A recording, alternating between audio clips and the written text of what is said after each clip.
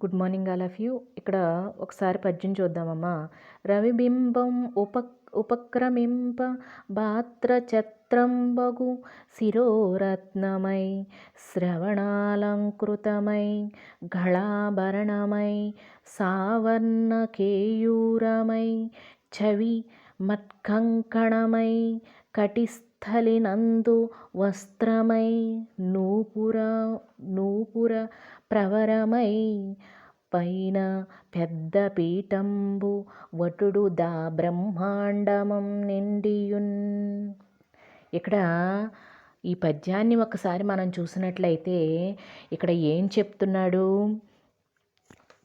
దానాన్ని తీసుకున్నటువంటి వామనమూర్తి అలా కొద్దిగా ఎదుగుతూ ఉన్నప్పుడు అంటండి, అక్కడ ఉన్నటువంటి వామనుడు బ్రహ్మాండం అంతా కూడా నిండిపోతున్న ఆ సమయంలో సూర్యబింబం అంటండి క్రమక్రమంగా ఎలా మారుతుందంటండి, గొడుగుగా, ఆ తరువాత శిరోమణిగా మారిపోతుందంట.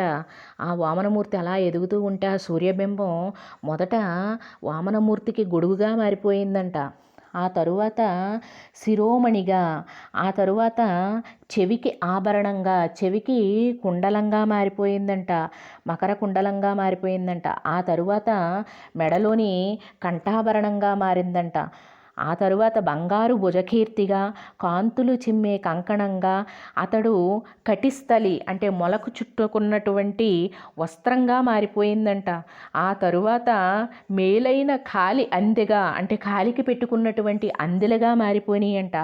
చివరకు సూర్యబింబం అలా కొద్దిగా వామనమూర్తి ఎదుగుతూ ఉంటుంటే సూర్యబింబం ఎలా మారిందంటండి, వామనమూర్తి యొక్క పాదాల కింద పాదపీఠంగా మారిపోయిందంట. అలా ఎదుగుతూ వామనమూర్తి తన విశ్వరూపాన్ని చూపించిన సందర్భంలోనిదనమాట. అక్కడ అలా ఎలా ఎదుగుతూ ఉన్నటువంటి ఆ వామనమూర్తి తన విశ్వరూపం చూపిస్తూ మొత్తం ముల్లోకాలను కూడా వ్యాపింపచేస్తూ, అంటే ముల్లోకాలన్నీ కూడా విజృంభిస్తున్న సమయంలో ఉంది.